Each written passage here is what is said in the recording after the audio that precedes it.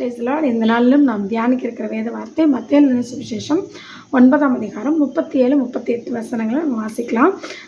தம்முடைய சீஷர்களை நோக்கி, அறுப்பு மீது வேலையாட்களோ கொஞ்சம், ஆதலால் அறுப்புக்கு எஜமான் தமது அறுப்புக்கு வேலையாட்களை அனுப்பும்படி அவரை வேண்டிக் கொள்ளுங்கள் என்றார். நிறைய ஆத்துமக்கள் இருக்காங்க, ஆனால் அவங்களுக்கு சுவிசேஷம் சொல்கிறதுக்கு யாருமே இல்லை.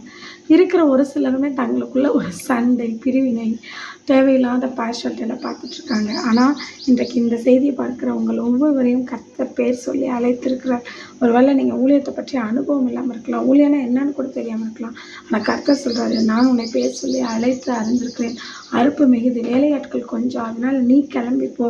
யார் என்னுடைய காரியமாய் போவான், யாரை நான் அனுப்புவேன், யார் நமது காரியமாய் போவான் என்று சொல்லுகிற ஆண்டோடைய சத்தத்தை ஏசாயா கேட்ட பொழுது அவன் சொல்லுகிறான், ஆண்டவரே என்னை அனுப்பும், நான் போகிறேன் என்று சொல்ல. இன்றைக்கும் நீங்கள் ஒப்பு கொடுங்கள். தேவன் உங்களை அனுப்புவார். நீங்கள் போய் அநேக ஜனங்களை அவருடைய ராஜ்யத்துக்கென்று ஆதாயப்படுத்துவீர்கள். கர்த்தர் உங்களை ஆசீர்வதிப்பார். ஆமென். God bless you.